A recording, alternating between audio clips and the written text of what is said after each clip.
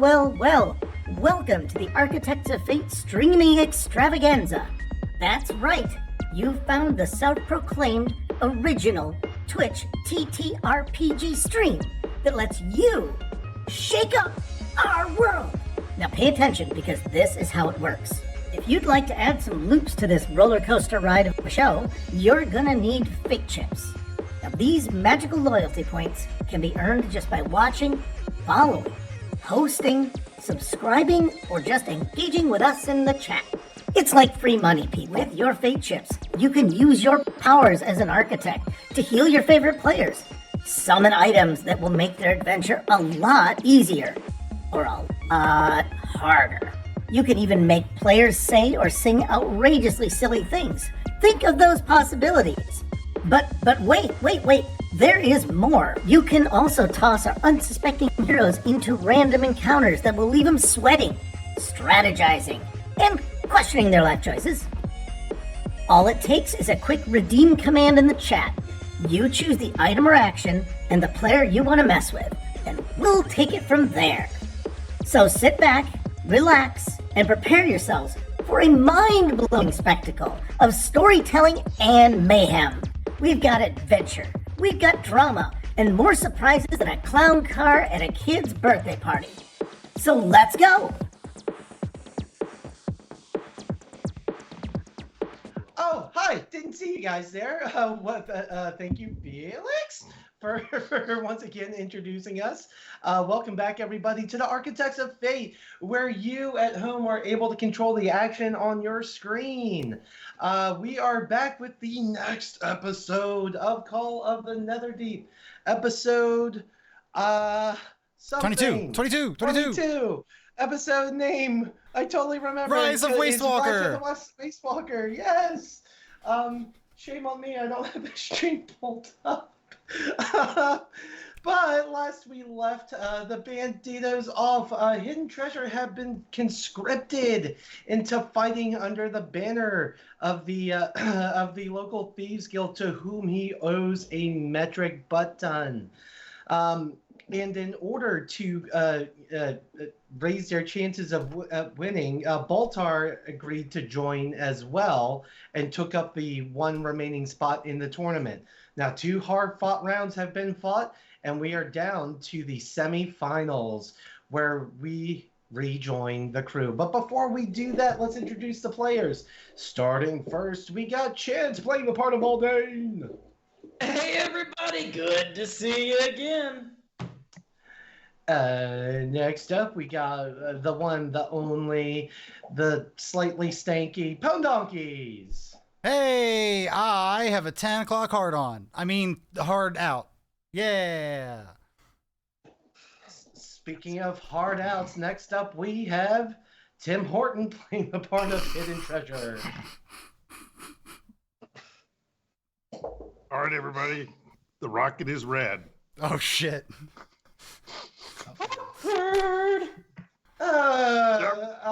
Next up we have Nathaniel playing the part of Artemis. Follow that up, would you? Not even gonna try. That's a wise choice.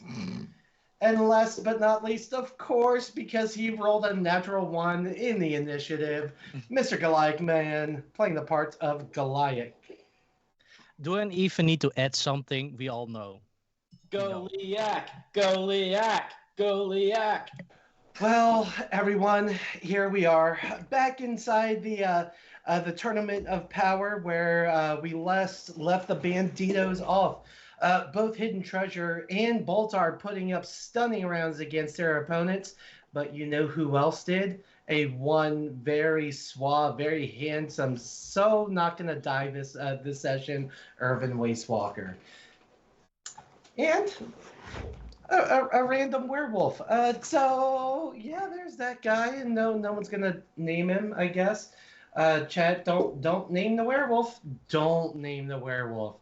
For everything that you ever do from now and here until the end of time, don't name their werewolf. Okay? Anyhow, guys, So all those of you that are in the stands and those of you that are in the pre-fight lobby all hear the same loud booming voice come across as he announces to the crowd, "Whoa! What an amazing first few rounds! If you haven't placed your bets on already, what are you waiting for? Get them in! The odds only go lower the longer you wait. Now, for the next bout, make sure you get your bets in, because we have one of the first winners who has fought strong, even though he looks a little squishy from both the outside and the inside. Please welcome back to the arena, Boltar!" Oh, again. Oh, okay, yeah, sure, yeah. Let's go. Let's do this. But before that happens, though. How I was told there was healing. Yes. I was told there was So, healing. before you were sent out, excuse me, one of the clerics was able to make it in and give you just a quick little healing. I'm forgetting which spell, but he healed you. He's a nice guy. He just came over, patted you on the shoulder, and all of a sudden you felt better to the tune of 14 hit points. Okay, that's 14 heal. I'm still gonna burn some hit die here on my short rest.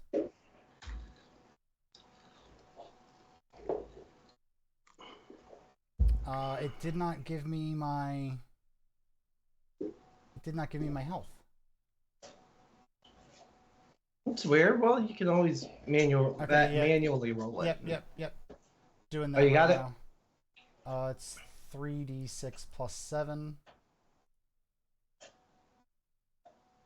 Oh, and I should probably have the game log on my phone. And don't forget that you've got bark skin with an AC of 16 minimum.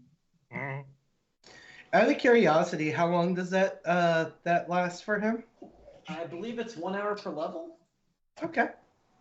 It is a concentration, but I can maintain concentration while I'm in animal shape. Okay. Alrighty then. Netherdeep, game log, well, pal. And then let me check out my spell slot situation here real quick. Well, as you're doing that, the gate opens opposite of you, Boltar, and in walks and this 6 foot tall, just scruffy werewolf that with the matted fur from all the blood that he's accumulated on it from the last 2 rounds of the tournament. And as he walks in, the announcer will come back on. And introducing next, he tore through the first 2 rounds of competition with ease, and then he sang the song of his people. Welcome back to the arena, Carlos! The chair! Use the chair! I was looking around for a chair. What? Use a squeaky toy. All right, guys. So, Boltar, why don't you go and roll initiative? Sure thing. And you know what? I've been, in between sessions, I've been reading up on my divination wizard stuff, and guys, it's about to get a lot more interesting. Initiative, roll it. Blood on the ground from the people you've been firebolting to get a vial's worth of blood. They have to be dead, like dead, and they have to have died within 24 hours. That's unfortunately, until I have a vial of that, summon great my demons over here remain unsummoned. But that's fine. I got a 17.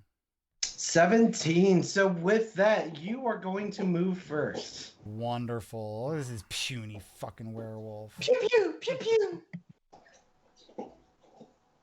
Puny werewolf. So here's what we're gonna do. 60 feet. Crap.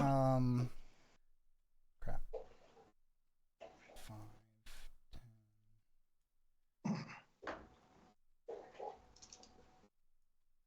10. I think back here, 5, 10, 15, 20, 25. 40, 45, 50.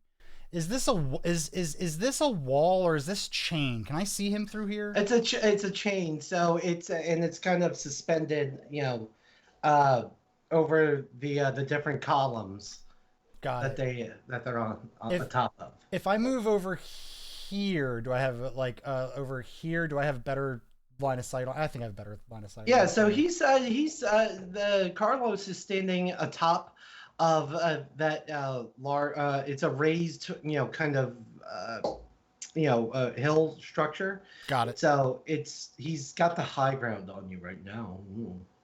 Wait, am I using the share? Oh man, I don't know if I can feel something inside myself enough. I think it means you can turn back time. Oh, well, I did not take chronomancy as my school, so I unfortunately can't. Back time. So funny thing about Divination Wizard, if you cast a divination spell, you gain a spell slot for a spell level lower than what you cast. So I'm going to cast Mind Spike and regain a 3rd level spell slot. All right. And then what does Mind Spike do? I reach into the mind of one creature. He must make a wisdom saving throw. If he does, he takes the damage, half as much if he succeeds. On a failed save, I will always know the target's location until the spell ends. All right. I'm pretty sure that doesn't save. That's going to be a 10. Perfect. So let's go ahead and roll my 5d8. Ugh. 23. Woo!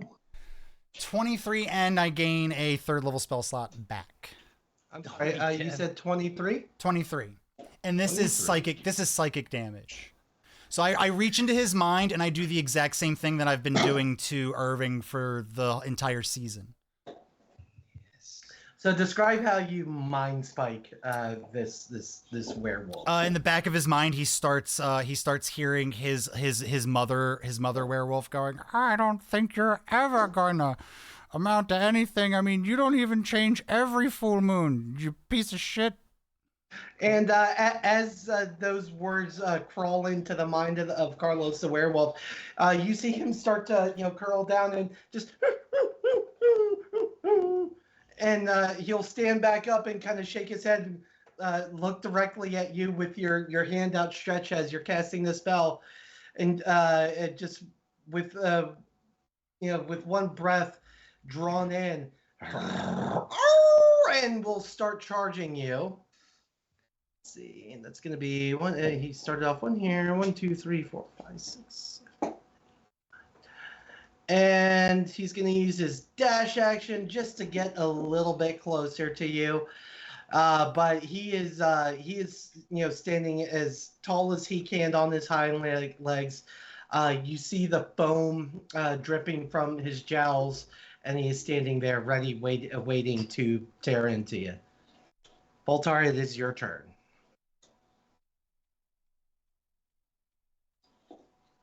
I am going to...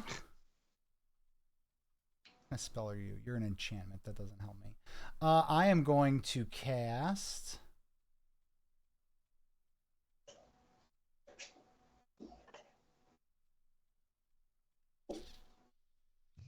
No, I'm not. Yeah, let's go ahead and set this up. I'm gonna use a bonus action. What's the elevation around here? Is there any way I can climb up and get myself a little bit of? If I remember, these are like up high. Pillars, yeah. I'd like to try to climb up on top of this. So pillar. those are about 10 foot tall. Go ahead and roll an athletics check. Oh, athletics. Can it be acrobatics? Can I acrobatically go up there? We're gonna go with athletics just because I desire the lulls. Oh, that's a 5. So Boltar turns to the pillar and tries to climb himself up, but makes it up about 6 inches before he just goes. All right, I guess. How much of my move are you gonna take away for that? Just a 10 foot. 10. Okay, that's 15, 20, 25, 30. I want to, right here, yeah, 30. I want to try to get as much space away from me as possible, so maybe, no, he's probably not going to have to dash. Oh well, doesn't matter. Doesn't matter. Let's go ahead and, actually, yeah, I was right here. 15, 20, 25, 30. There we go. I'll do that. That feels better. And then I'm going to cast Hex. Burning through my first level spell slots. And Cursing his wisdom. So his wisdom will be at a disadvantage. And then which, I guess Firebolt's gonna be the one. I'm gonna spring him for a Firebolt. all right. So as Boltar brings his hands back together and puts together this fireball in front of his chest and sends it out in front of him, it finds its target true, right dead center of center mass of the werewolf, and he starts to immolate in fire as he takes 13 points of fire damage, and then Hex kicks in for an additional 3 points of necrotic. Ooh, so as you see him just panicking to put himself out, and eventually he does, with a large tuft of his fur just absolutely missing, and you see the boiling flesh, red and starting to blister already, and he is looking very, very rough. Yeah, No hey, pun you might want to get that checked out, man. I'm not a doctor, but definitely looks bad. And it's gonna start to charge you one more time. 2, 3, 4, 5, 8.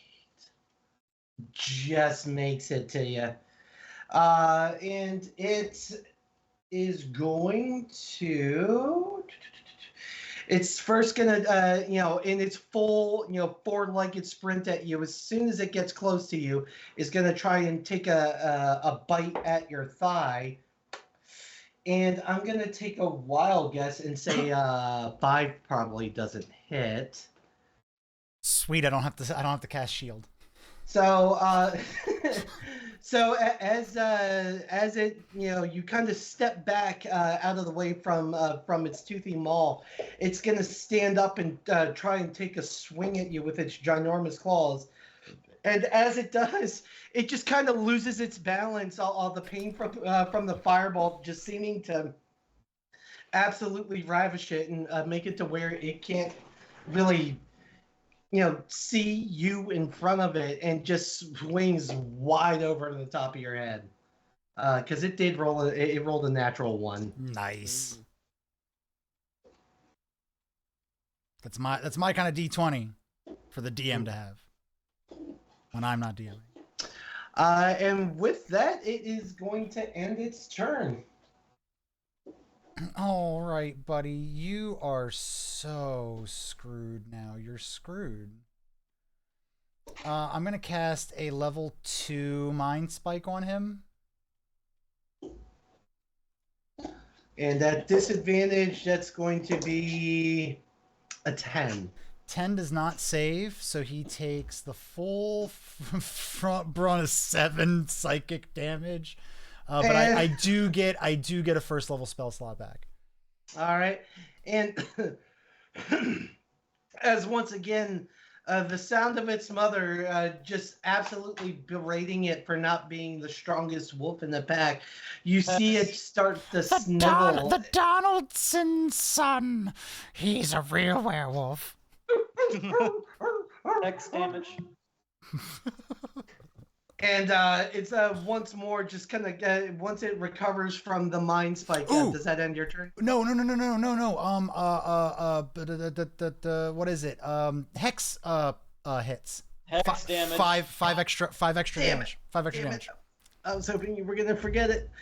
Twice, 3 times. I know. It didn't because register. I heard you, but I because didn't then- hear you. Right?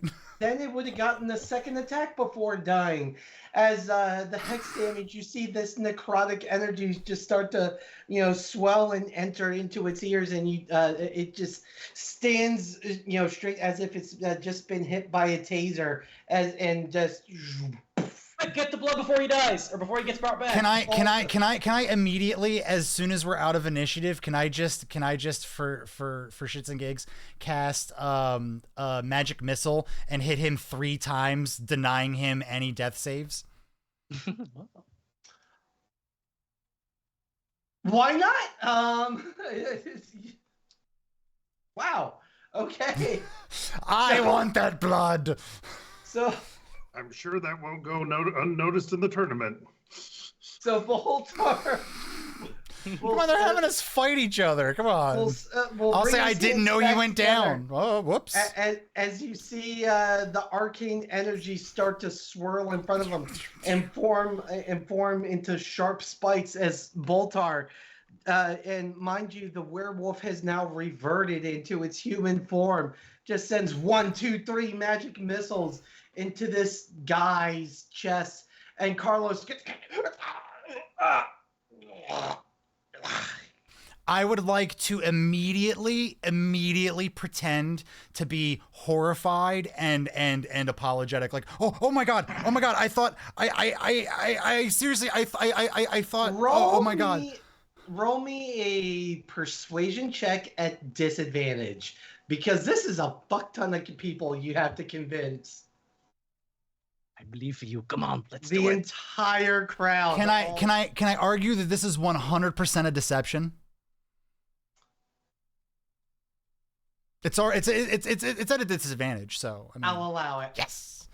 Okay, so let's go with one roll here. Ooh, that's gonna be a 5. Oh, that's gonna be an 11. An 11. And let's see, hold on, I'm gonna use my daily inspiration to add to that 11. Oh my goodness, we're gonna call that a 23. Ooh. Oh my god, I love Boltar. So that's what I like to see, man. Holy damn. So as you send your 3 magic missiles into this helpless, unconscious man's body, you hear the crowd just. Boltar! Boltar! Boltar! Kill! Kill! Kill! Kill! Yes! I love this! I love this! Kill! Evermore. Immediately grab a vial of the blood. I need it. And as the clerics rush on, they see you just kind of. How do you extract the blood? He's got to be bleeding. He's got to be bleeding. He's You cauterize them and cause them psychic damage. How is he bleeding? Necrotic. The necrotic and the force damage of the magic missile. So, from all the psychic damage, there's a considerable amount of blood just escaping because his brain is now effectively a jello mold. I like the idea. It's bleeding from the ears or some shit. And Boltar just quickly reaches into his backpack, pulls out a vial, and collects a nice pint of O negative before capping it off. For science, baby. For science. Dude, you violated the pub, man. As you start to walk away, the clerics of the Cobalt Soul rush in. And you see them put their hands over top of Carlos the werewolf. Well, now just Carlos. And you see the radiant energy start to emanate from their hands. And you see them look at each other in a moment of panic. And one of them reaches into their pack. And those of you that are close enough see it's a big, shiny diamond. As he hangs it over top of Carlos.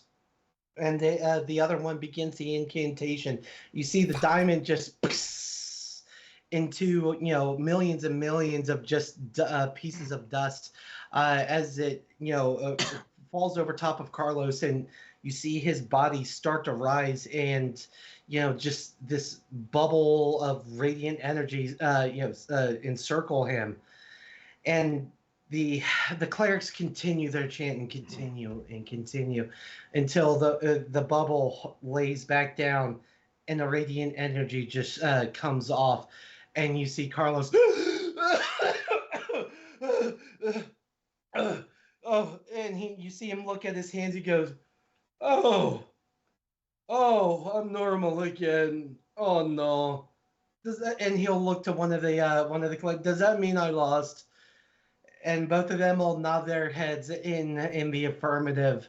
Oh well, I guess it was nice trying. And he'll stand up, put his arms around the heads of each cleric as they walk him back into the losers' lounge, we'll say. Can I argue that the vial of blood still came from a dead man? Yes, perfect. Okay, good. Because he was absolutely dead when you collected it. Okay, good. Deny the man his death saves. Wow. Noted. Yep. I don't need to take a short rest, but for hit points, but I am to reset skills. You're welcome to do so. And as you walk back in, the cleric that's posted inside of the ready room, he's going to come up to you and say, "Sir, are you hurt? Do you require heals?" Me? Yes. Oh no! You should go check on the other guy. I mean, I'm pretty sure the others have him covered, but okay. That was quite the brutal ending that you handed to him. I just got a little carried away. Well, it happens to the best of them. I was gonna say the best of us, but I don't go for this kind of stuff. Oh, really? You don't like gratuitous violence? No. Pretty sure that's why I became a cleric, to undo the gratuitous violence. That makes sense. Well, I mean, without the gratuitous violence, what would you do? I would probably teach underprivileged children. Okay, that sounds like a much better thing to do with your time. Wow. But y'all keep trying to kill each other, so Well, I mean, there's money involved. I get 1 gold a week, but hey, you do you, pal. Maybe you should consider the arena. You get 1 gold. You said 1 gold per week. Pretty much. Here's the deal, dude. I'll pay you 5 gold a week just to come along. You could be an honorary bandito. That sounds terrible. I'm going to pass. Oh, we only get into some like minor mischief. Okay, like one time I lied to a friend and we ended up in a heist. I don't want to get into it. It's too soon. But benefits too, I mean, healthcare. I mean, you can appreciate that, right? Well, if you can match my 401k that I bring in from the other job, we can talk. Other job? Yeah, this one, dummy. Oh, this one. You get what do they match? He's vested. Yeah. You should deal with a vested cleric. 1 gold. Okay, you know what? I don't invest the entire gold. Hey, look, you gotta diversify your bonds and shit. Wu-Tang Clan for life. Okay, you know what? I'll think about you when I spend 5 gold on my meal tonight. Oh, Rude. And he'll go back to his station. Boltar is just like he's in it right now. Like he's got that killer mentality because he knows Irving's in the tournament. Meanwhile, back in the stands, The love of Irving dies. Fight him. we find Maggie still stroking the raven, the raven wild shaped Aldane, and she just goes, "Well, how you been, buddy? I'm glad to see you got out of there." Nevermore. Indeed. We'll have to have a proper chat later when you're capable of speech once more. Bounce, bounce, bounce. Nevermore. Meanwhile, and out of curiosity, Artemis, Goliath, what are you guys doing in the stands? Well, I'm definitely watching the event in front of me, so I'm just being me. Get me any popcorn? God damn it. You sure you're not finding a nice soapbox somewhere to stand on? Pass out red hats? I'm good. I'm good. Thank you. All right. Maybe trying to spread the good word of Draconia and how in all its glory. Oh, that's right. Do I have the pamphlets with me still, or is it already gone? No, you can have This would as be a- many as you want. Yeah. I don't give a Oh, shit. This would be yeah, a great then- place to give them out, dude. Time to advertise, boys. So I'm gonna just go around and ask anyone if they want to support Draconia to reform its floor glory. 1 gold per person, please. Anyone? No. Oh. And as you well, roll me a persuasion check. No, I was afraid to roll. It had to happen someday. What do I need to roll? It should be an ability, persuasion. Persuasion. Another P. Am I Plus 3. Okay. am I more than 60 feet away from the stands?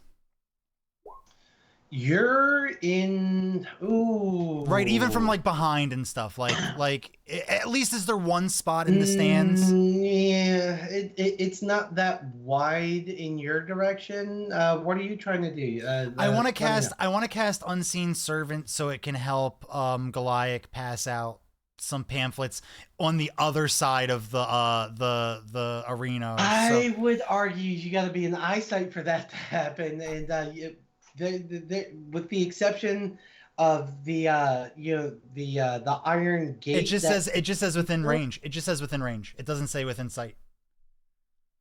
Then by all means, go nuts. Yes, Why yes. not? And he can just stand. He can literally just stand in one spot and usher people over with the pamphlet. Well, it seems we lost MGM, so you're unseen. No, I'm back. Did you hear what I did for you? Nope. So I cast Unseen Servant to stand in a spot on the other side of the stands from you to also help pass out pamphlets. You would do that for me? Yeah, it's fine. I get a free cast Thank of it. you. I get a free cast of it once per day, and I never use it. So I'm just like, oh yeah, if I could use the Unseen Servant to do something. That brings Wow. a tear to my eye. Oh, thank you. Thank So you. as you're holding your pamphlets up, and as does the Boltar's Unseen Servant, you're talking more and more about how you're going to make Draconia great again, how you're going to keep out those filthy half-bloods, and how Edenia is going to pay for it. And much to your surprise, Yeah. 10 crowd members all approach you and all take pamphlets off you. And hey, I like what you're doing there, brother. Make sure I can always keep my sword at my side, because I can't even go grocery shopping without my sword at my side. Precisely, man. Draconia is for the people, by the people. Wouldn't have it another way. All right, well, Heil Vecna. What? Okay, sure.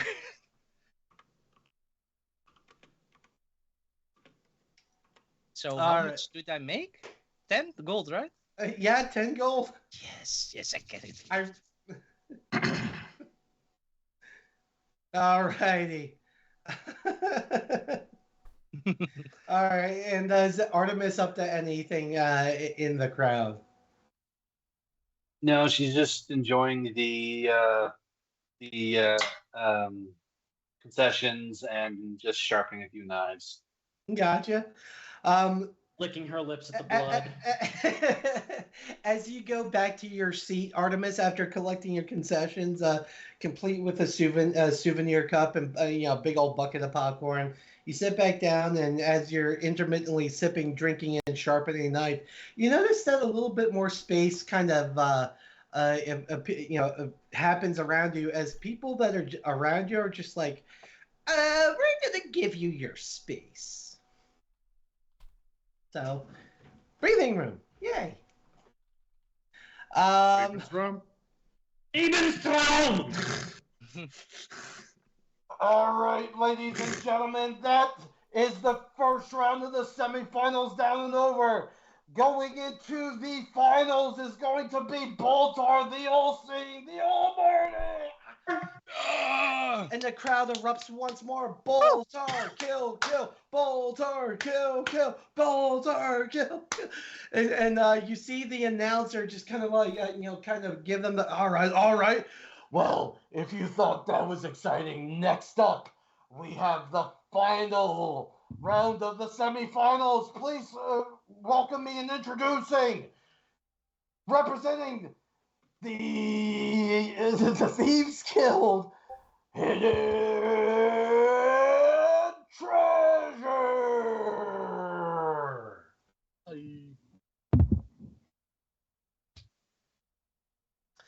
And Treasure, the gate opens in front of you, and you step out and walk forward. Okay. I did want to do a few things while I was like stored underground, but okay. Sure, go ahead. What would you do before all that? I was going to try and desperately reach the fucking Thieves Guild. Like secret handshakes, holes in the wall,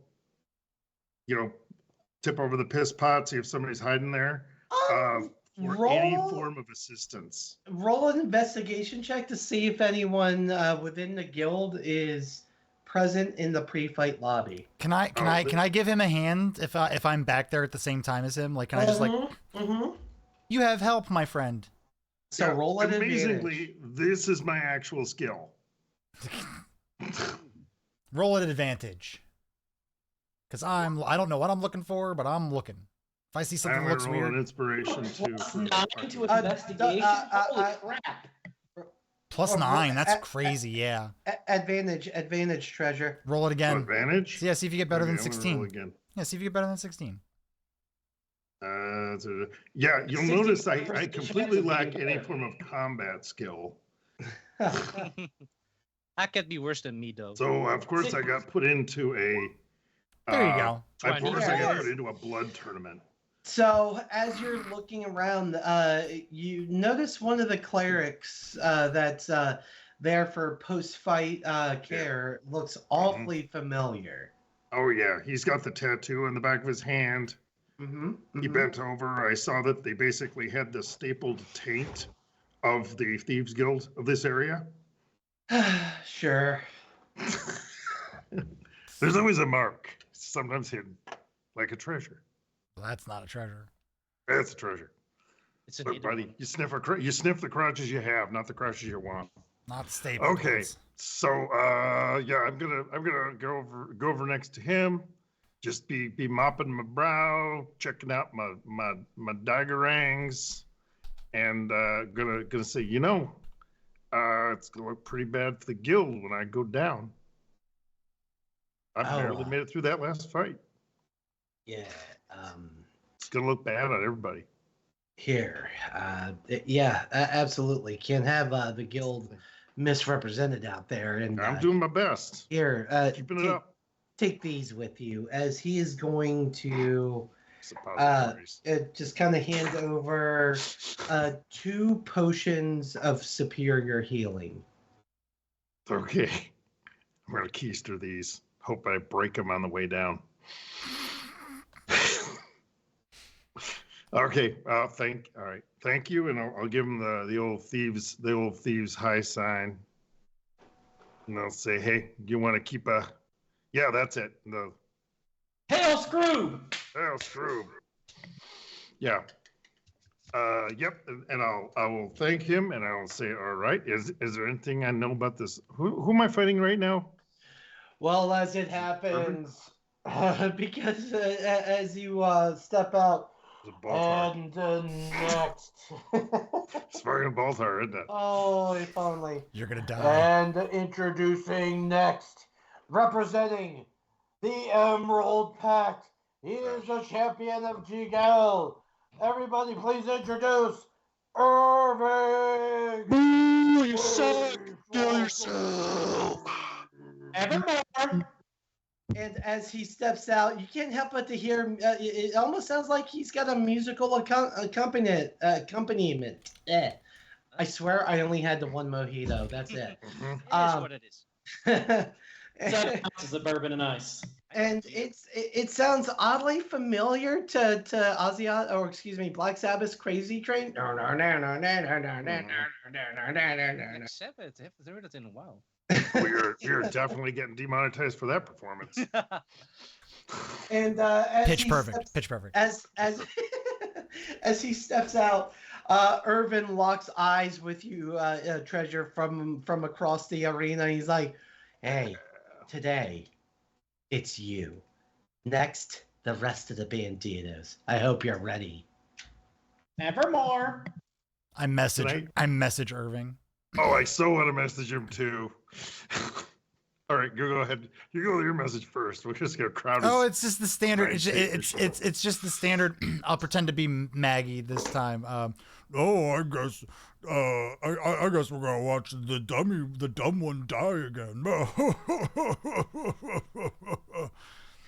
And with that, yeah, I'll also supplement. He hears Dermot chime. He's like, I mean, I got plenty of diamonds to resurrect him, but I'm not gonna. Yes, that's what I like. Fuck God you, Irving. damn it. And you see Irvin just kind of like, Boltar, I know that's you. Can I also use message? I like also the idea have that he's one. got a switchboard in his head. So this cacophony of voices comes into Irvin's head and says, Draconia pisses on your grave. "I don't even know where that is." Artemis, did you want to dive in on this too? Join us. Join us. I'll actually wait till combat because mine's a little more dark in a sense. So It'll Do we all- hopefully do- work for- Do we all For the have first message? time in the I campaign? think. That's For the pretty cool. first time in the campaign, Aldane's gonna message. I'm a bard. I have message. I've had it Oh, from the very beginning. I've just never used it. and the plot thickens. Oh my god, Aldane might be one of my favorite characters. I love it. I love it. I wish you the best of luck. Truly. Because, yeah. I don't. What? Huh? Why? I don't even know who you are. But Also, I know who You just you do it as are. your I'm gonna cantrip. Oh, sorry. Go ahead. I'm gonna But I cantrip know who message. you are. I'm gonna cantrip message him and say, I really don't even know these guys, and if we make this look good, I'll show you where they're hiding after Wow. you take the fall. Oh no, no way! I'm gonna win the glory for us, just like we're gonna find Just like you won in Jigao. shut up. And with that, Hidden Treasure, go ahead and roll for initiative. Yeah, it should say, gee, gal. You should just start that off in the stands. Pretty sure Erwin at this point is schizophrenic. Oh, well, that's it for me. Oof. I'm So- stacking dice. Do you, in my well, own I mean, you do 2% combat. you do have your D12. I do not.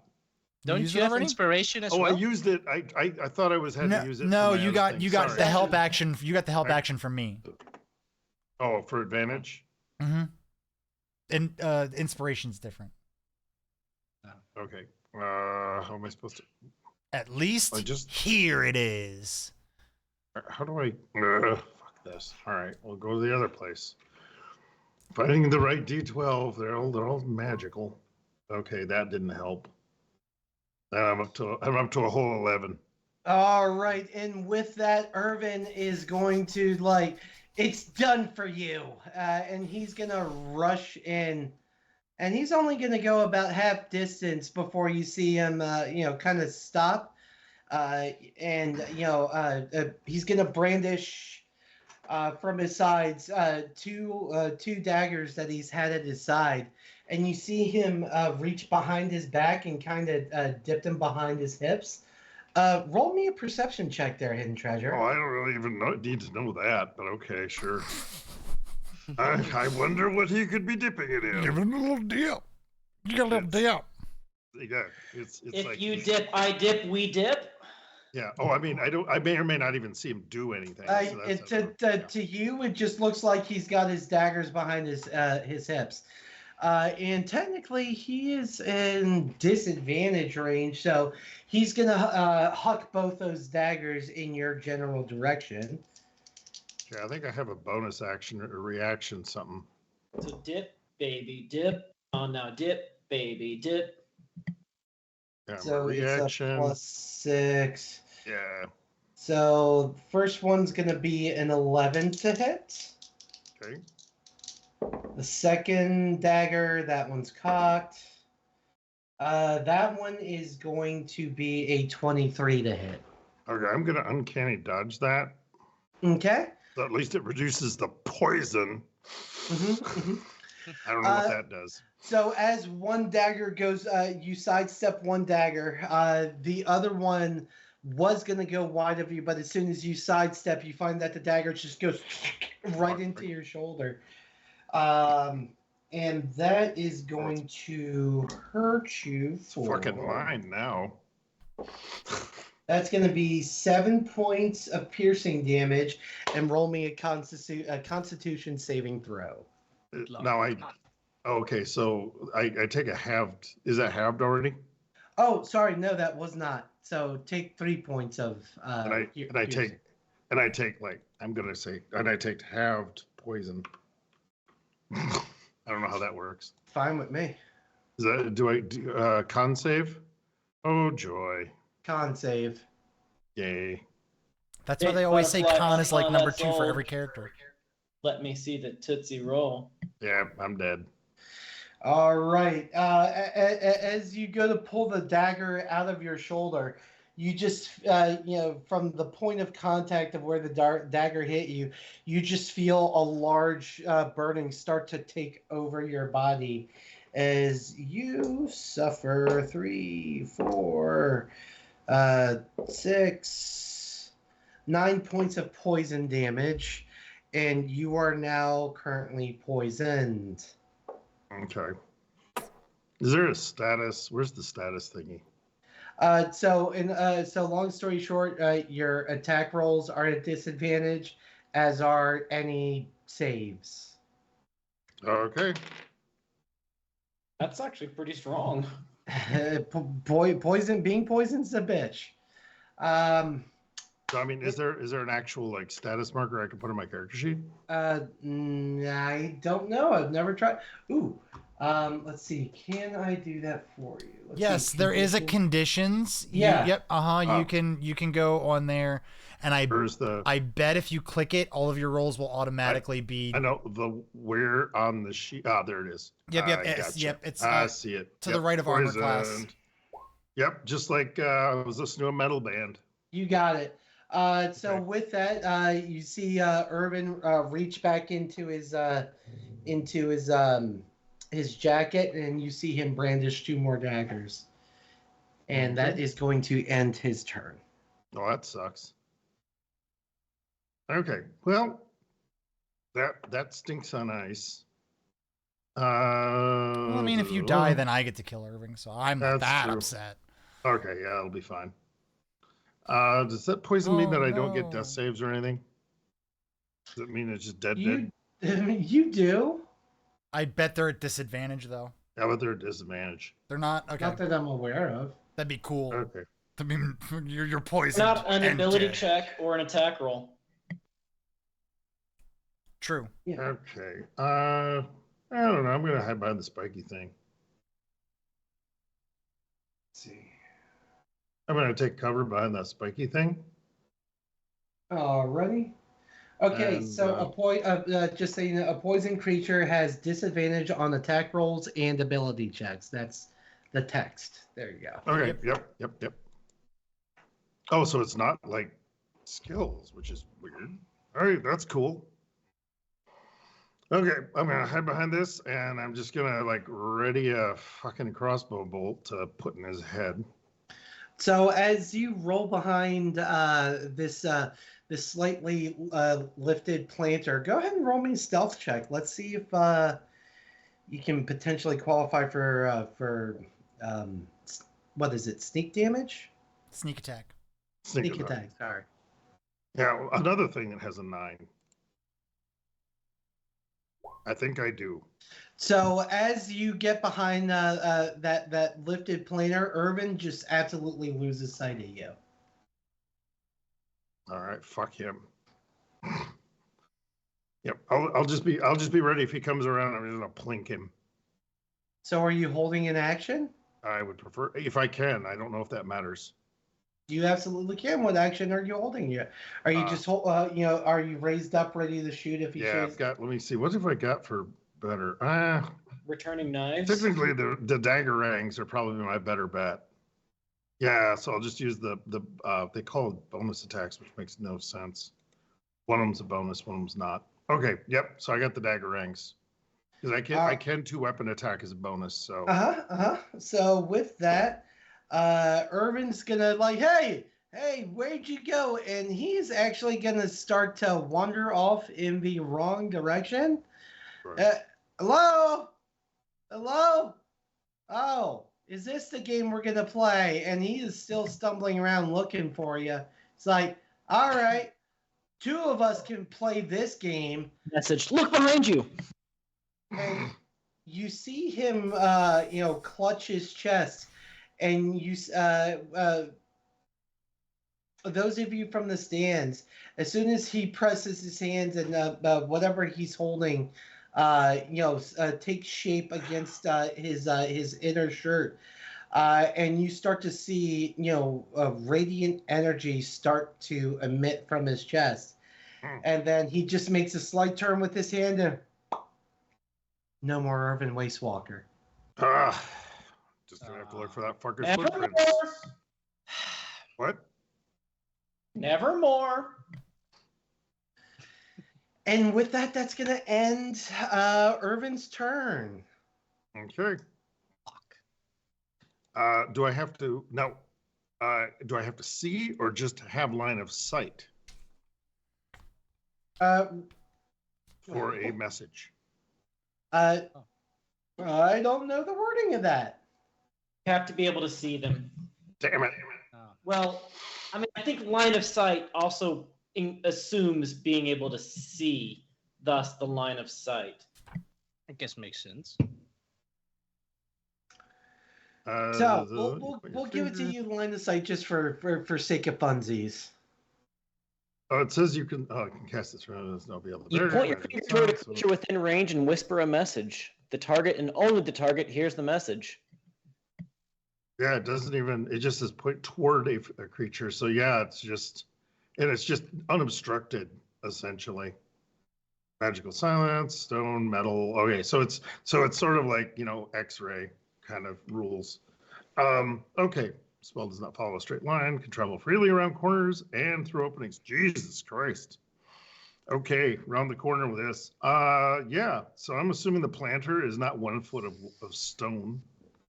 And I'm just going to say, it really sucks that I can see invisible. And you're looking kind of fat. Ooh. Your back is just awesome. Roll me an intimidation check. Intimidation. Please. All right. What's that? Bard attack, psychic damage, snarky attack. Terrible. Not intimidating him. Hoping to bluff him, but yeah, I get where you're headed. I was gonna see if you could elicit a vocal response from him, but as you let the insult loose, you hear nothing. Oh, it's okay. I just want him to give up on the invisibility. Yes, Nathaniel. Vicious mockery. I would like to cast Detect Magic on the arena. So as soon as you do, It does not. It won't even make you roll for it because you have a perfect line of sight of a absolute aura of divine energy coming from where I'm pinging on the map. Ah. I didn't see a thing. Copy that. As soon as that happens, I'm technically not in combat. As soon as I know, I see exactly where he is. Is any of my teammates near me? Because I know one went off to praise Draconia. Yeah, Boltar's underneath. Mhm. I'm by myself. Cool. You know, Nice. Aldane flew across the arena, but you could absolutely get Goliath's attention if you needed to. I'm just You going know to. that I am. You can see me. You saw me turn into a bird and fly to the shoulder of an half ogre. It's fine. I was just going to try and help Hidden Treasure by letting him know exactly where the person is, but instead, I'm going to cast Dissident Whispers on our aura type person, and I'm basically going to do the, from Pirates of the Caribbean, first time they meet Davy Jones, Yes. and like, do you fear death? I'm basically gonna with the creepy voices, it's gonna echo it right into his head, like almost like scaring the crap right out of him. Ooh, So he needs to make a 1 second.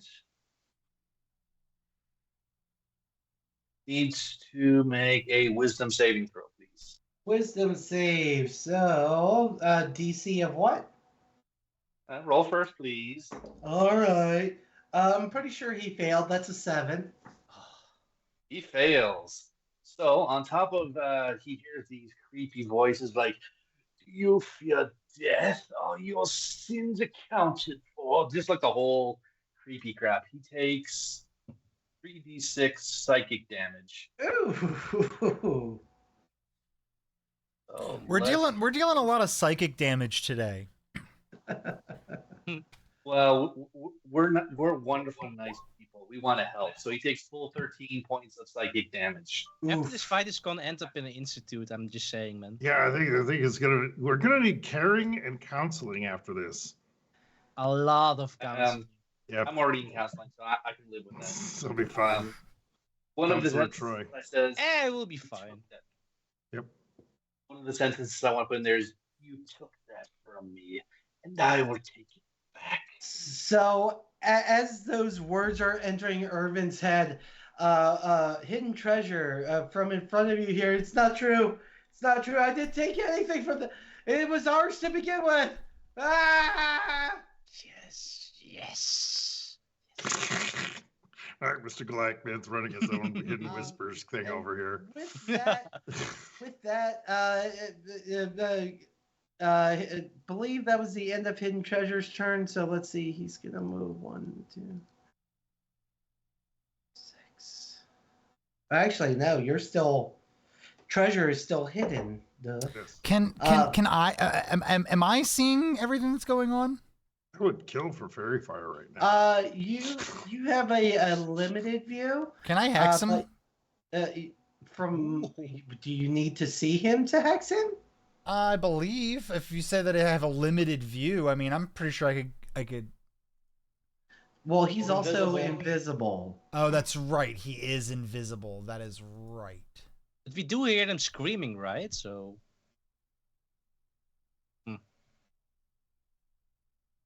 I do not see invisibility.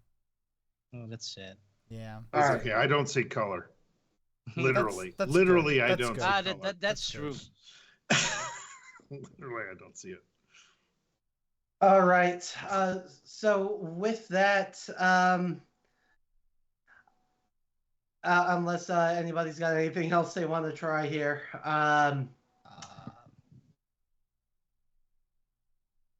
no, nothing. Okay. Oh, So with that, Irvin's gonna make his move, and Hidden Treasure. You hear the shuffle of footfalls in front of you before he's like, There you are. Oh, it's fortunate that I had a held action. And as soon as you do, let loose those bolts or your daggers. Yeah, I would have loved to have done burning hands. That was my fallback. It's going to be a lot of cursing at this moment. Where's my inventory? So he was able to zero in on me immediately when it became invisible. That's pretty clever of him. He wasn't that far from you. He was way over fucking here. But he also had an idea of where I would be. Okay, first daggerang. Jesus. All right. Oh, that was the damage. I gotta roll. 20. So I've got to roll at a disadvantage Yeah. because I'm a piece of shit. Oh yeah. Yeah, so that was a total miss. And the second daggerang. Is it a reaction? He's got a 9. No, that's a 15. I guess he's probably got more than 15 though. Yeah. No, it's a 9. I got a 9.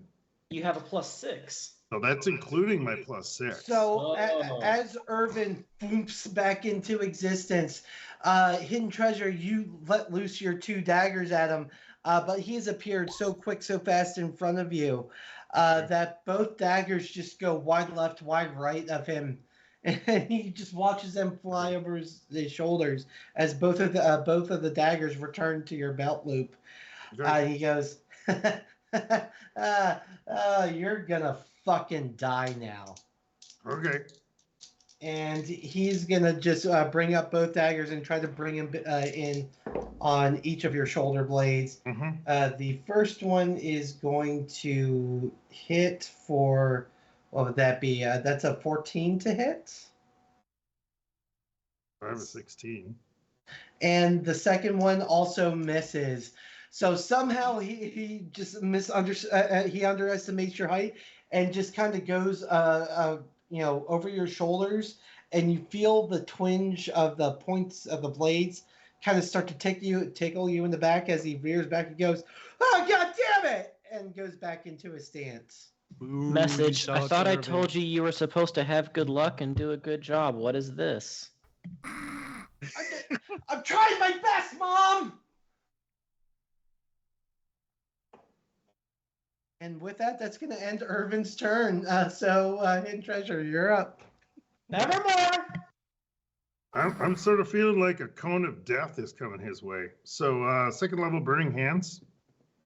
It's 15-foot cone. Should pretty much cramp his style. All right. Is that a roll to hit, or does he save? That I don't know. Because it says, let me see. It says the save is a DC 14 Dex. 14 dex. All right. So that's going to be a 21 to save. So he's going to take half damage on this. So to say he's probably pretty dexterous. Is my damage like okay? Normal. Yeah, just roll normal. And let me do the math.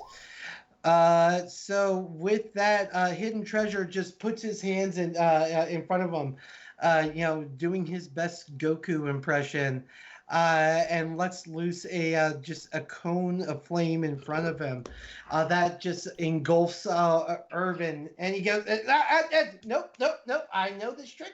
Ow, fuck, shit, but it's not too long before the flame dissipates, and he is, a little bit more singed. Eyebrows aren't quite as long as they used to be, but there he stands ready.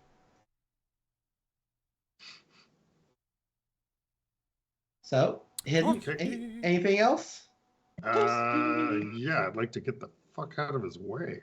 Let me see. I still have a move action, right? And a dash do? action. And well, you also have a disengage, so wink, wink, nudge, nudge. No, yeah, that's my bonus action to disengage.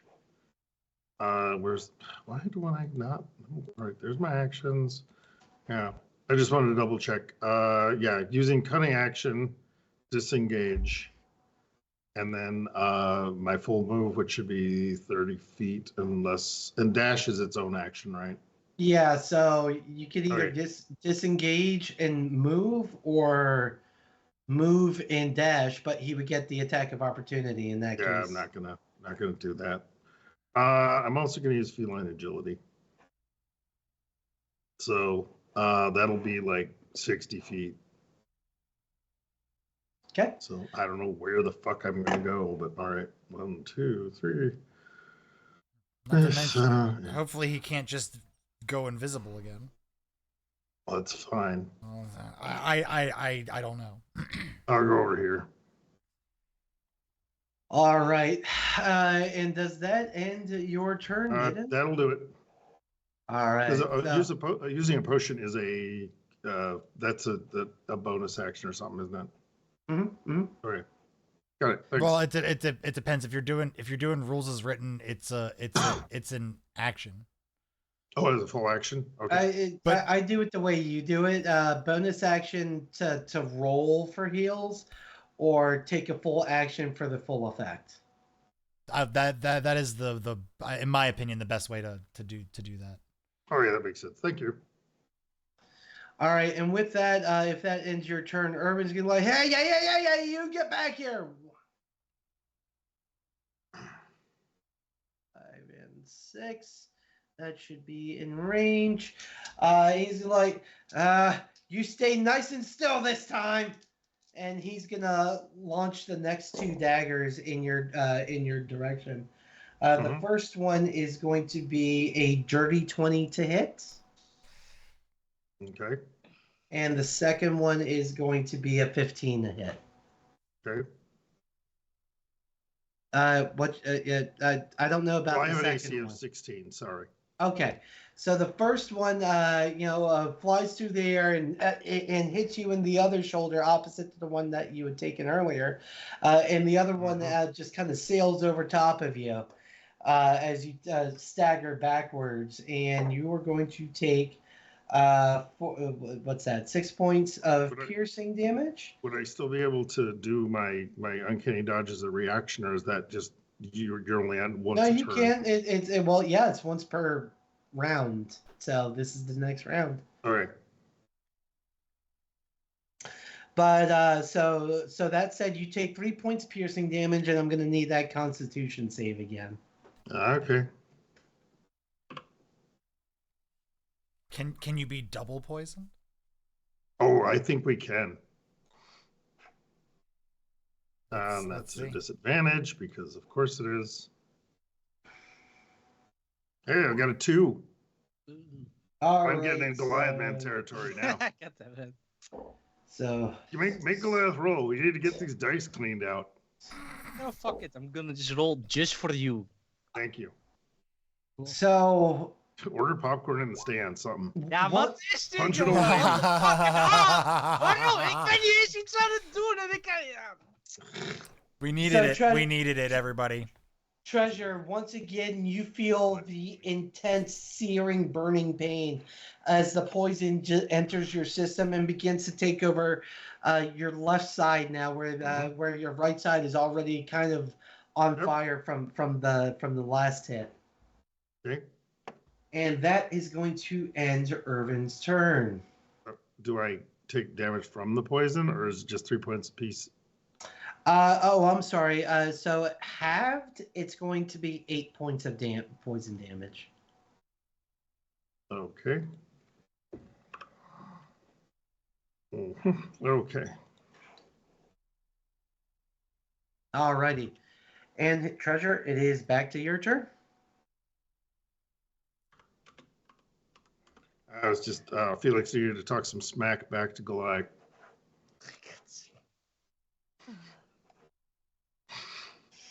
Let's see. Here we go. All right. Well, that sucks. Hey, kiddo. Message. All that poison and he's still standing? Look, it wasn't my strongest patch, okay? And yes, Nathaniel, I saw you had your hand raised. I'm going to use the mirror trick again to give Hidden Treasure a bit of advantage if he decides. Roll me a flat D20. Oh, I believe you. You're not me. You're not me. Come on. Just so you know, you're aiming for a 12.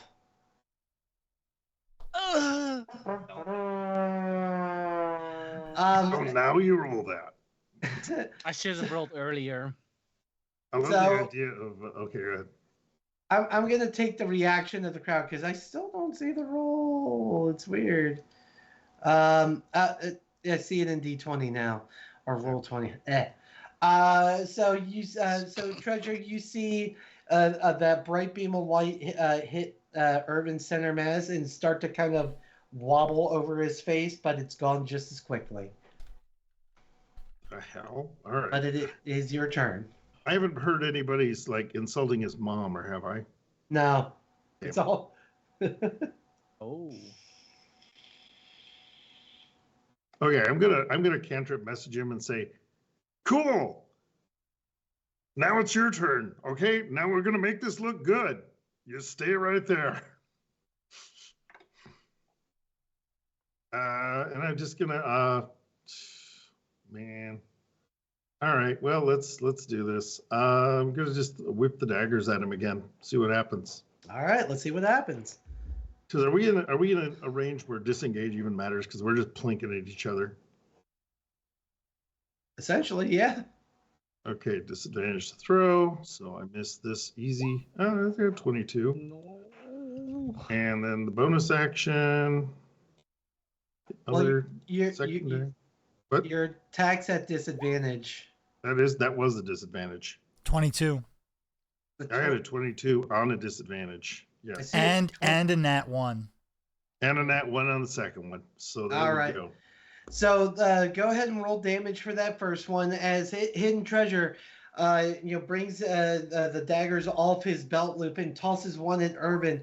The first one, hits him, right in the thigh, and you hear him go, oh, shit, ow, fuck, that hurts. And as he's leaning over to go pull that dagger out, he gets a grip of it, but it disappears in his hand just as quickly. But as he's leaning down, your second dagger just goes well over top of him, but it's not too long before you feel the dagger return to your belt loop. Message. Hey, kiddo. I thought you were better than this. What? I am better. I'm the best. I'm the best there ever was. I'm the best there ever will be. I also message. I thought you could have done better. You're such a disappointment on so many levels. What? Fucking Boltar, I know this is you! I somehow can still not get disadvantage or advantage on this guy when he is yelling at the wind. That's true. That's actually a good point. Well, for you, it would just be a regular old roll. Anything else? I'll be there, fine. Treasure? Anything else? Anything else? Well, let me see. I think I already took my bonus action, so I can't use anything else. I don't have to spend points to disengage. Let's see. Is there any terrain? Because there's absolutely no fucking terrain around here that's of any use to anybody. He has seemingly an unlimited supply of fucking daggers. How many daggers does this guy have left? You have 22 or some shit? Right. They're not coming back. Roll perception. Oh, perception. I'm sorry.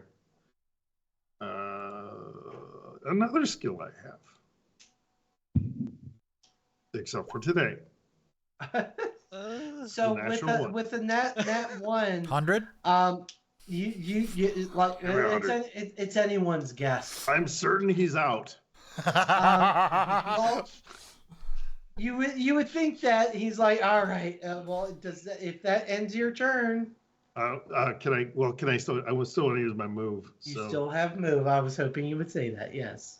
Yeah, but the problem is he seems to like make up for however much my 30 is. Both of you have the same amount of movement speed, so yeah.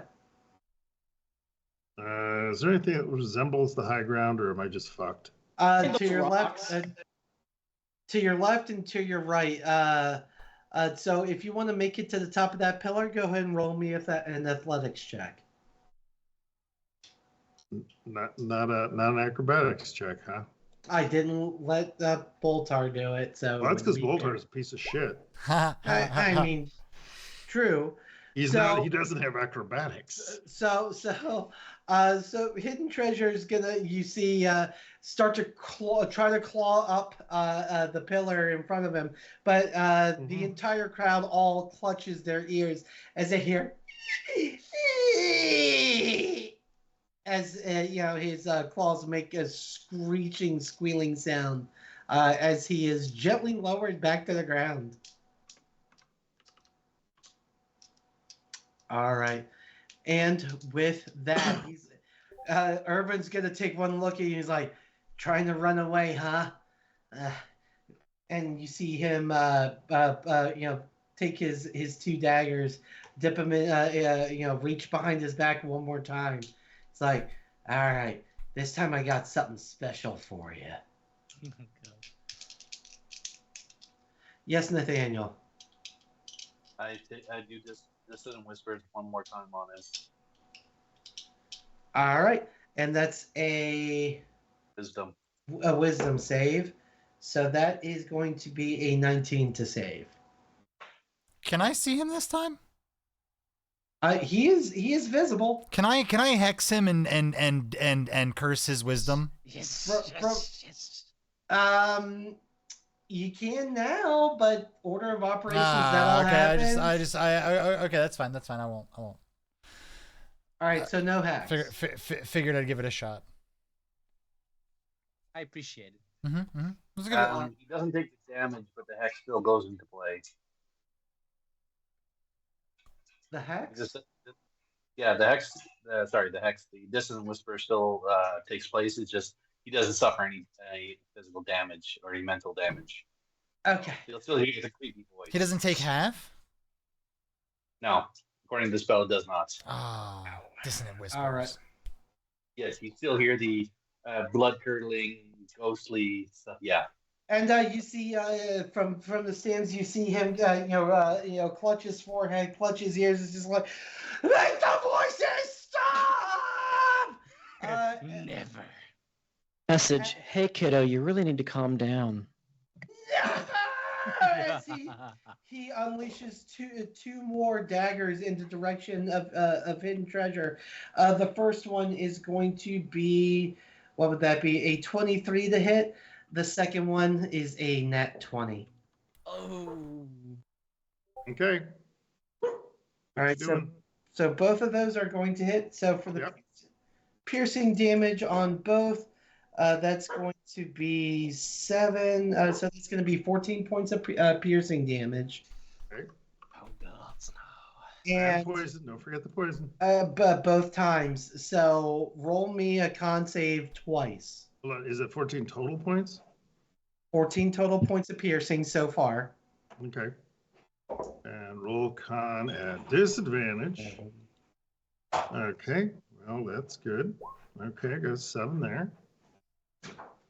And and this is what happens when thieves go up against fighters. And a 5. Cool. Yikes. Steal from him as you die. I will steal. I will make a witty remark and investigate him as I die. Oh no. Because that's what I got my points in. Me and Angela Lansbury. It's murder he got, not murder she wrote. Yep. Here it comes. Don't worry, I'll avenge you. I'm a hider, not a fighter. Don't worry. I'm gonna make it quick. How much poison? I'm gonna make it quick too. Make it real quick. So, hidden treasure, you take and it's doubled. Yeah, it's doubled. You take Team Rocket. 84 points of poison damage. Yep. 84. What? I'm so proud of yourself. 84. God Okay. damn. I am at negative 75 hit points. As the poison. I think you're dead. Yeah, I'm dead. I think that means you're like dead. As the poison courses through hidden treasure's veins, Boltar, from your standpoint within the gates.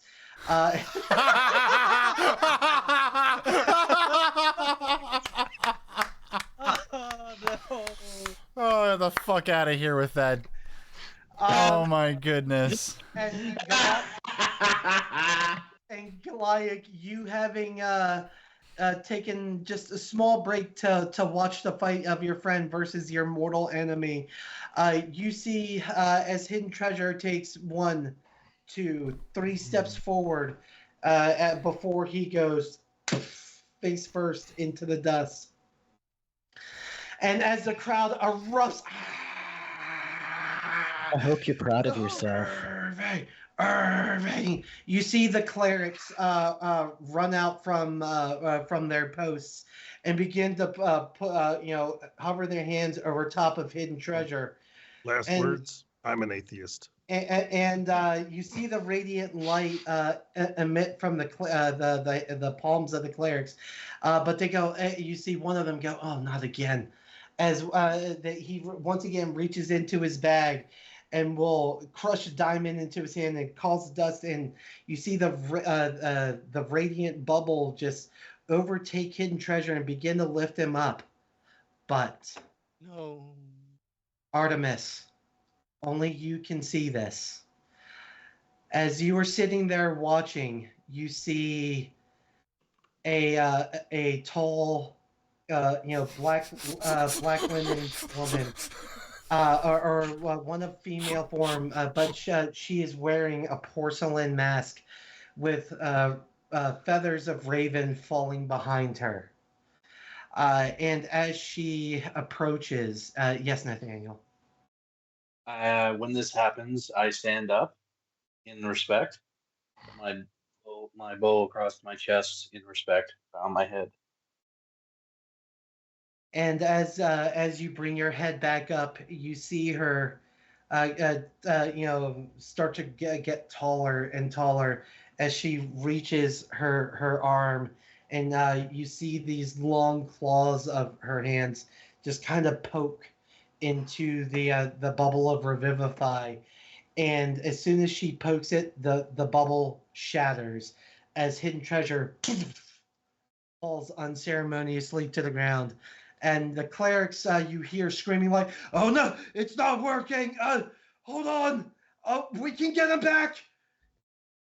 And they try it once more, and much to the same result, the revivified bubble takes place, but this time it's having trouble even coming together before it just dissipates, and Hidden Treasure is lowered to the ground once more. And you see the clerics look to one of the gates, and they'll throw up a hand sign. And almost as soon as they do, you see the gate throw itself open, and workers rush out with a stretcher. But as this is happening, you see your matron hover her hand over the lifeless corpse of Hidden Treasure. As she begins to bring it up, you see an ethereal version of Hidden Treasure come out of his body. And as he finds his footing, you see him look to the Queen of Ravens, nod his head knowingly. And as we say goodbye to Hidden Treasure, what are the last things you are seeing as the Raven Queen is walking you away? I totally don't see a picture of Coolio behind you. No, you don't see it. I think you need to give him a minute or so.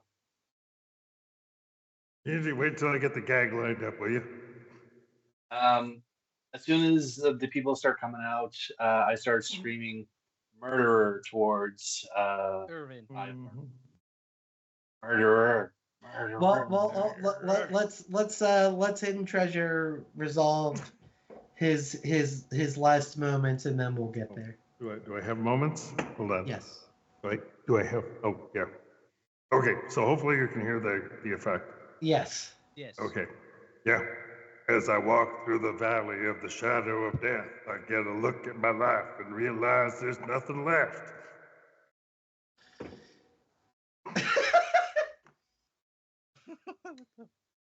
And with that, the workers carry the stretcher with hidden treasure loaded on it. The clerics go following behind.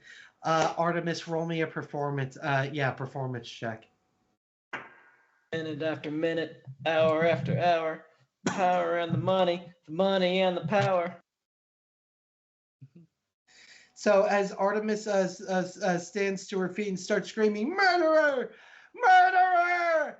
Only like one or two other patrons of the arena start to chant with you, but it is washed out by the overwhelming cheers of the crowd. Message. Hey, kiddo. I guess that was you.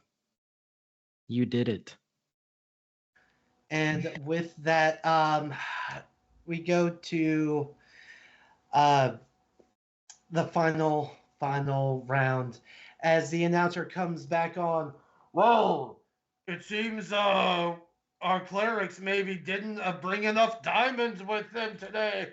Ho ho! But that's just a risk you take when you put it all on the line in this tournament of power. As the crowd erupts once more. And now, yes, Aldane. I am like pecking at Maggie's shoulder though in distress and anxiety, like showing obvious signs of distress. Don't worry. I hear they and she's stroking your head the entire. I hear the library of the Cobalt Soul has some of the best clerics around. Your friend's in the best possible care.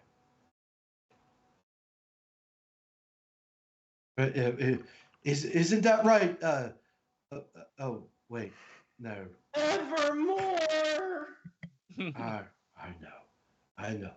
Just keep the faith, little friend. All right.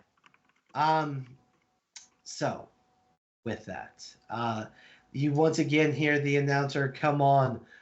Whoa. Now is the moment you all have been waiting for. Introducing first for this, the final round of the Tournament of Power.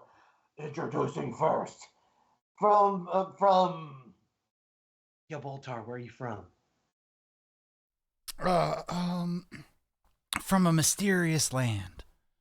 From parts unknown. From parts unknown. And from a mysterious land. Please welcome back the most bandito of banditos, Boltar! Yeah. Oh, this is such great marketing. This is such great marketing. And as Boltar walks out, the crowd instantly erupts. Boltar, kill, Boltar, Kill. Yes. Kill him. And introducing next, he's made easy work of all three of his opponents. Will he make easy work of the sorcerer? One can only imagine. Welcome back, the champion of Jigao, Irvin Wastewalker.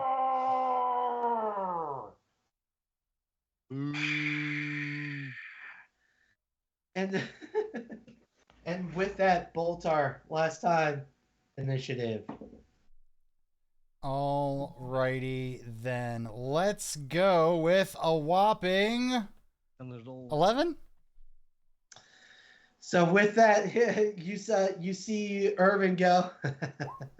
You're gonna be every bit as easy as your friend, and you see him clutch his chest once more, turn his hand, and whip. Counterspell. What level spell? Invisibility. You go to cast Counterspell, but as you do so, you find that it finds nothing to attach itself to.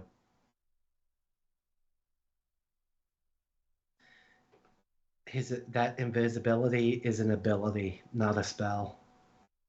I hate stat blocks. I fucking hate stat blocks. God damn it. Ah. So, and as he disappears, you just hear the of a foot falling somewhere in front of you, and with that, it is your turn. Okay, this slightly changes what I was gonna do, but not by much. So here is what we're gonna do. Boltar is gonna be like, okay, dude, you don't think I had this, a plan for this? 5, 10, 15, 20, 25, 30. So we're gonna move away. I'm gonna whip out the blood vial, and we're like, dude, you picked the wrong fucking day to piss me off because I've been dying to try this. And I take the blood and I make a giant circle and I start speaking some freaking demonic shit and summon a Bulgura. If you want to look that up, that's fine. But I have it all written here. I can read it for you. He's a beast. He has a long jump of 40 feet and 20 feet high. At the start of its turn, it can gain advantage on all melee weapon attack rolls for 1 turn. Attack rolls against it are at advantage until the start of its next turn, though. It has multi-attack, 1 bite, and 2 fists. And it's immune to poison. Oh my! Wow. Well, that's pretty handy. Here's some caveats with summon greater demon. So these are things you GM need to know. I'm gonna roll initiative for him. He has a 12, so we pretty much go at the same time. On summoning him, I give him an instruction, and then I believe it is on each of my turns thereafter. I get to give it a command. Sir, I'm going to command it to tell me its name. And here it is for you to look at, sir. You tell me what its name is, what his name is. Or someone's got to name him, but I need to know his name. I'm telling him to tell me his name.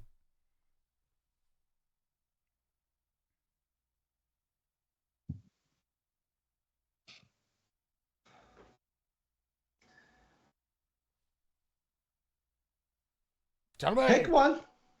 Oh, me? It's your beast. Oh, okay. He says, Hasta. You can call me Hasta. Oh. The Smasher. Okay, so, at the start of each of its turns, it makes a charisma saving throw. He has disadvantage if I say its true name, and I'm gonna go, oh, Hasta, cool.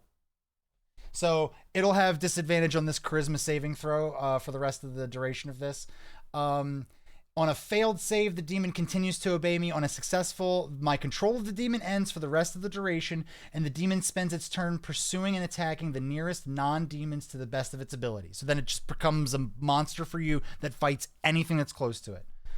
So, but for right now, I'm pretty confident that it's going to stay pretty good for me.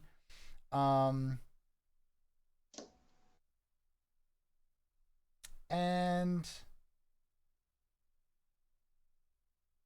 I'm gonna summon him pretty much right in front of me. So no matter what Irving does, he has to come at it. Yeah. Also, the blood forms a barrier that the demon itself cannot break. So if it goes on a rampage and I don't control it anymore, it can't break through the barrier. I'm protected. Okay. So if that ends your turn, I'm guessing it does, Irvin's going to go ahead and take his turn. Do me a favor, and since you got 2 characters represented at the moment, roll me 2 sets of perception. As you hear, and you see the footfalls and some dust being kicked up from Irvin's boots. 19, and the Bulgura's perception is +5. So, nope. D20 plus 5. So you see of sand 19. and dirt 25. just hit right where I'm pinging. Nice. And that is going to end Irvin's turn. All right. So that's where it is. I'm that's where we saw it hitting. I'm gonna command the Bulgura to go in that direction and fight whatever it is.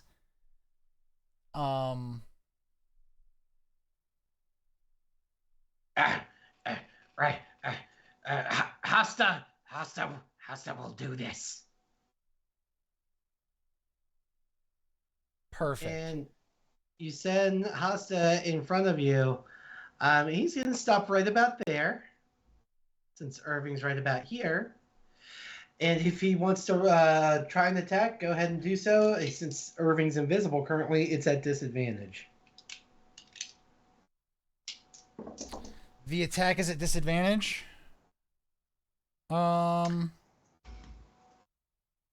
Sure. I mean, he gets 3 attacks, so I'll roll the dice on the invisibility stuff. So he's gonna chomp down with his bite. That is 20 plus 7. Fuck. He roll 9 for the bite. I'm not even gonna bother rolling it. Well, I mean, I guess I should for a critical fail, right? Did not get a critical fail. Okay, so now he's going to do his fist. 1 fist. D20 plus 7. 14. 14 wait. misses. Well, yeah, okay, so 14 misses. Let's roll to see if it's a critical. It's not. His third fist is a critical. It's a critical. Fail. So you just see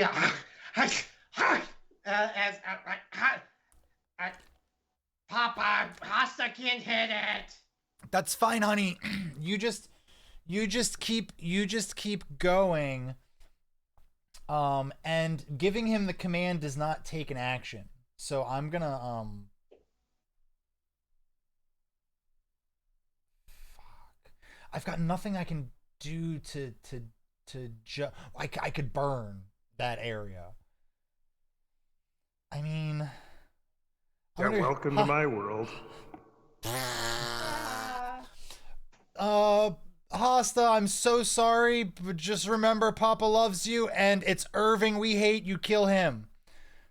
I didn't mean to just. Yeah, I'm casting fireball in that area. That vicinity. Yep. So what's the save on that? It's a Dex DC 15. DC 15. Irvin will fail. 35. Yes, finally. I've got to roll. Hold on, I've got to roll Dex for my Bulgura. His Dex is +2, so 20 plus 2. Come on, Bulgura. So as Boltar brings his hands together, those of you in the stands just see him start to expand out a larger and even larger fireball still as he brings it over top of his head and sends it flying forward in front of him, and just a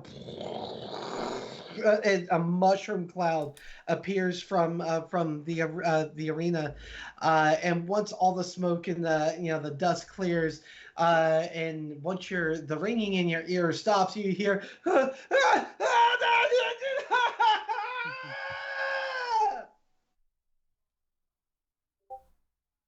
Yes, Goliath? Yeah. And while this is happening, I happily tell him with messages, die trash. All right, and with that, Bulgura takes 17 damage. got it. Anything else there, Boltar? He's still not visible. That didn't knock his concentration or anything. Oh, it's not a spell, it's an ability, so I guess it's not concentration, is it? Shit.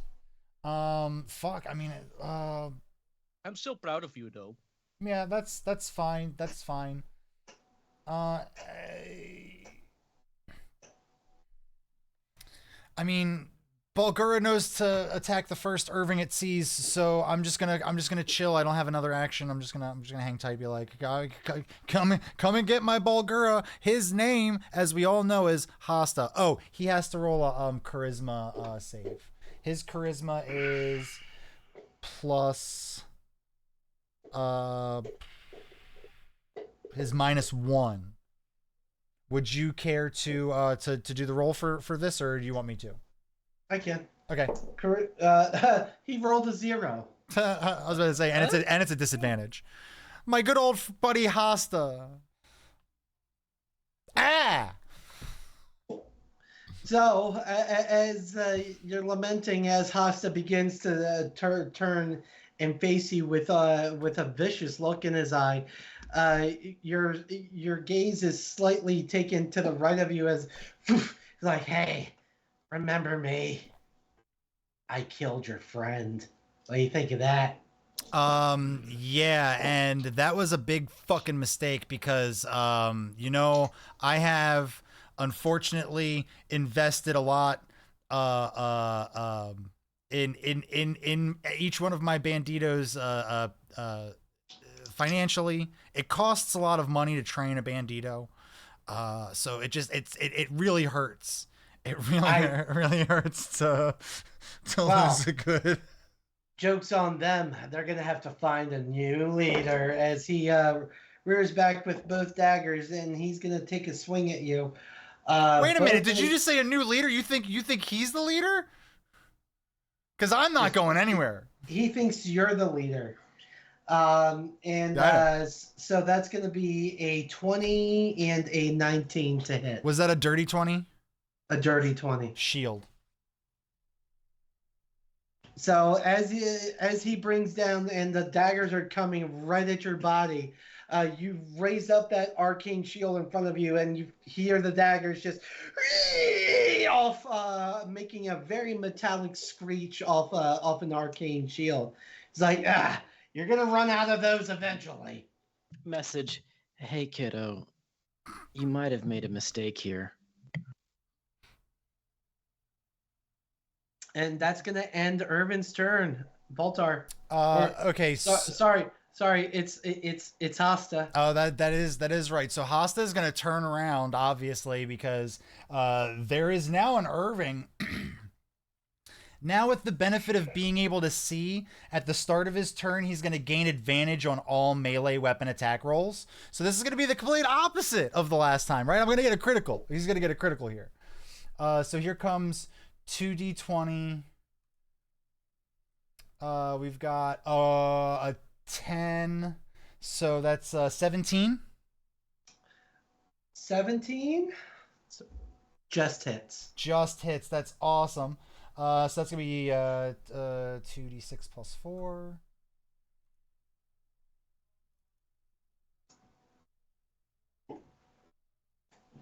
Uh, 11. And then one fist coming at him.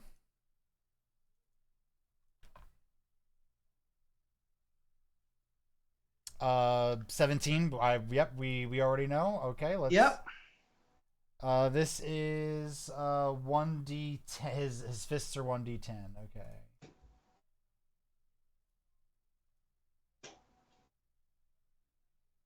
That is a 10. And here comes the last fist. That's it. That's a hit. 17. Jesus, talk about consistency, baby. My baby Balgura, Hasta, good job. That is going to be a 12. So as Asta just and just Irving is just getting beaten and smacked around just like just like a redheaded stepchild. And once the beating has been completed, and Hasta takes a step back, looking very proud of his work. You see Irving standing there. He tries to stand up straight, but as he tries to straighten his back out, the pain is too much, and you see him. I'm not done with you yet. And he is looking ragged as fuck. That's cool. Bulgura gets his charisma save. Disadvantage. Charisma save at disadvantage. -1. First one's a 15, second one's a 5, so that's going to be a 4. Perfect. No need to tell him to do anything different than what he's doing. I'm going to mind spike him at a. I'm attempting to. I'm gonna mind spike him at a second level. And that's wisdom save? Wisdom. So that's going to be a 14 to save. 14 does not save. He takes. Okay. 16 psychic damage. And also, that gets me a first level spell slot back. Thank God. So, as you cast the psychic spike? Mind spike. As you cast the mind spike, you just see him. Oh no! And he falls to his knees, and you see blood start to stream from both nostrils, both ears. Boltar, how do you want to do this? End him, please. How do I want to do this? I have between me 1, 2, 3, 4, 5 spell slots. I want to spend all of them on magic missile and just pummel him until he's paced and can't be brought back. Because that's only fair. You fuck with my Boltars, you turn into paste. So Boltar raises his hands above his head, and you all see this cloud of. Out of curiosity, Boltar, what color is your arcane magic? It is absolutely purple. You see this oil slick of purples and blues and whites kind of all coalesce together and create an unheard of number of arcane missiles as they all form above Boltar. He'll look down at Irvin Wastewalker and say,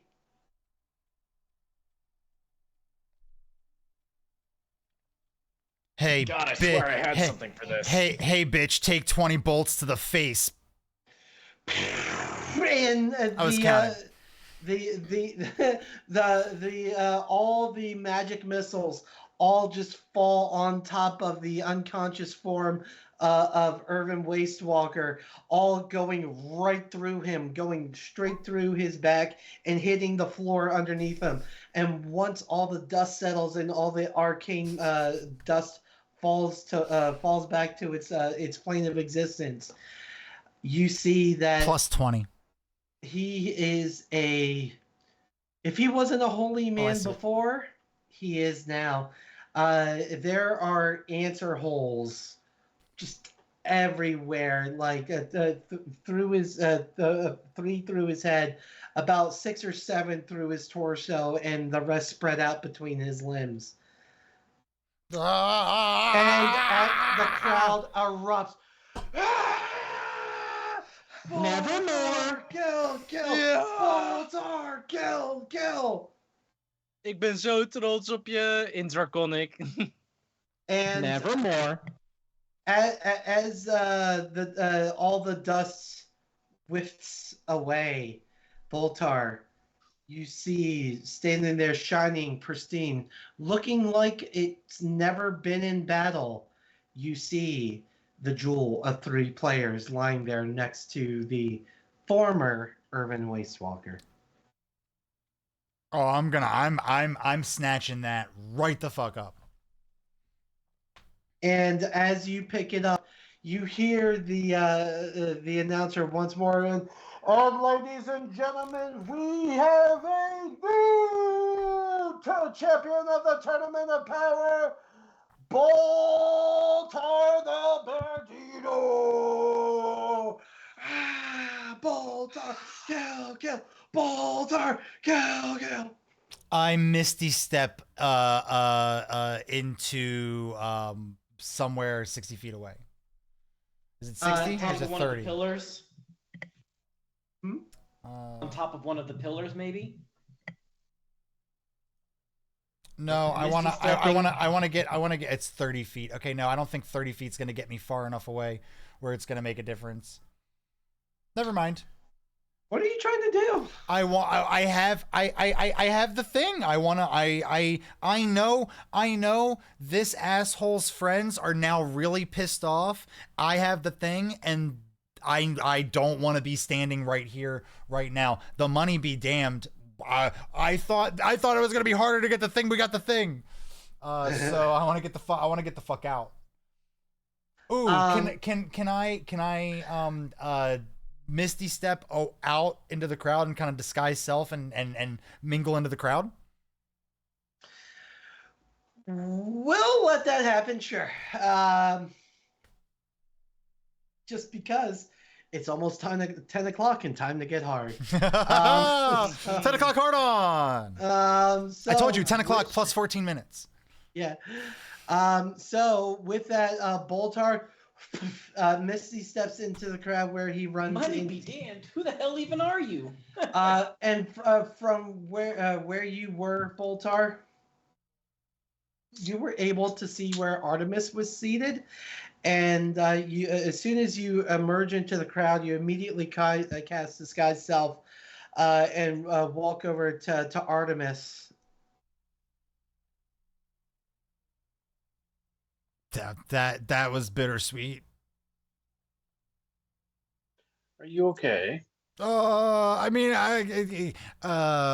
I've never had this much adrenaline pumping in my life. You have no idea how badly I wanted to be standing in the middle of that adulation. Come on. We need to figure out how to do more of that.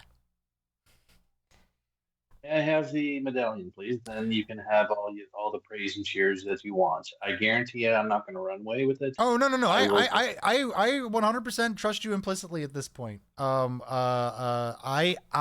personally just wanted to look around and make sure that none of the other guys were peering in before we did that. And as Boltar hands you the Jewel of Three Prayers, you notice it has a different feel to it. It almost looks like it's evolved, if you will. So for all intents and purposes, it is currently awakened. Before we end the session, I look to him as he changes his form and say, "We have friends to honor." Absolutely. So let's go on. 100%. And with that, we have friends to honor. That's the title. That's the title. That's a good one. That's You better write that down this time. Hold on. For next time. Take note of it, GM. I was putting it in the garbage. No, we're actually. Well, the best part is they scraped Irving. They scrape Irving on top of you first, then they tie the bag up. That's how it works. So with that, ladies and gentlemen, that is where we're going to end tonight's session with the Banditos down one Bandito. But Emerald Pact, one last pact member. And that is where we are going to return next week. Guys, thank you so much for coming to join us tonight. I do hope you enjoyed watching that episode. Sorry to my three other players who didn't get to participate quite as much tonight. But I'll do what I can to make it up to y'all. But if those of you at home haven't quite gotten enough of the Architects of Fate, well, good news. You don't have to wait too long before we're back on the air. Tomorrow, May 23rd, 8:30 p.m. Eastern Standard Time, we have the next episode of Rifts. Megaversal Mayhem Season 3 with this week's episode, Coalition's Dark Secrets. The group stand on the precipice of undertaking one of the most daring missions yet.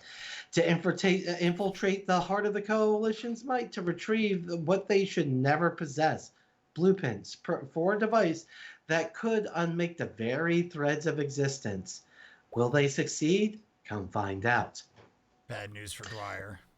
Then, Friday, May 24th at 7 p.m. Eastern Standard Time, the next episode of Star Trek and the War and Peace, episode description, with the next episode of Cookie Trek being a little too on the nose.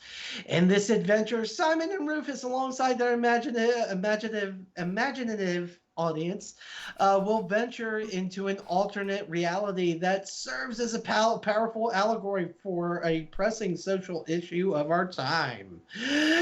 Amidst the twists and turns of this parallel universe, the crew will stumble upon a mysterious individual in stasis. Uncovering the story behind this enigmatic figure could provide crucial insights into the alternative world's challenges and perhaps even our own. But in true Cookie Trek fashion, the audience has the power to steer the narrative. Will they embrace the original plot or completely reinvent the story with these intriguing elements? Experience the thrills, engage in thought-provoking discussions, and enjoy some delightful cookies as you help shape or reshape the adventure in real time. Don't miss out this interactive journey with Simon, Rufus, and the crew of the USS Fanservice in A Little Too on the Nose. Next up, Sunday, the 26th at 9 p.m. Eastern Standard Time, Tomb of Annihilation and Into the Pouring Rain. The sarcophagus is open. The Minotaur skeletons are dead. And the 1,000-pierced spear has been stopped for now. The Lich Valandra as Shadowmantle has turned Aladdin against the party and left the undead Rasnasi behind to fend for himself. And something thunderous this way comes. Then Monday the 27th, 7 p.m. Eastern, another session of Off the Rails, our just chatting stream where we discover amazing new secrets of the world. Like last time, we learned VG was hatched from an octopus tree and started the whole Lovecraftian era of literature. What else might we discover? Then, finally, probably not finally, but finally, I'm going to go with finally. Join us Tuesday, May 20th, 8 p.m. Eastern Standard Time for the premiere of another Star Trek adventure. Who likes Star Trek? Twitch stream that will be on alternating nights with the outstanding Conan stream. New and returning players will be playtesting the all-new Star Trek Adventures Second Edition rules.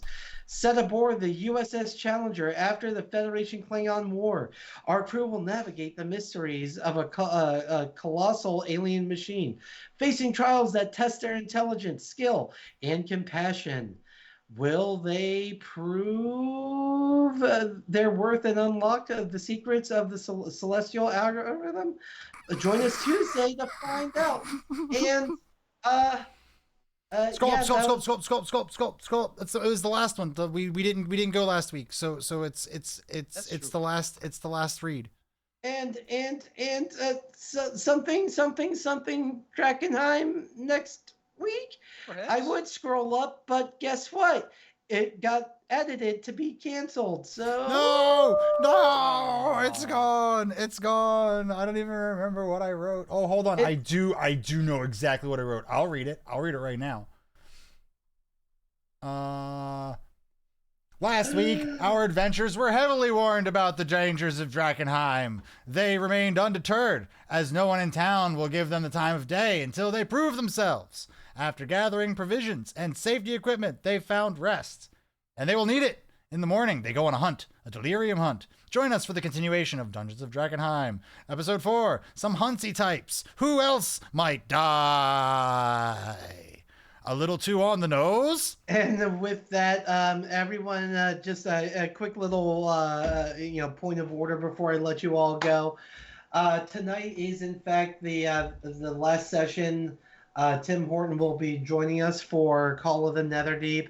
So, from all of us in the Architects of Fate, the rest of the Banditos, thank you, Tim, so much for joining us for as long as you have. Can't believe it. Yes, catch you next week, man. It's great to have you. Yeah. First Pwned and now.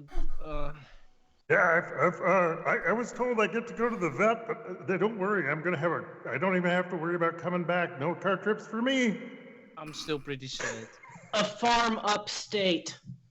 Oh, well, maybe that too. All right, guys, if I don't click the button, it'll never stop. All right, guys. Well, good night. Until next time, see ya. I don't think we have a raid, do we?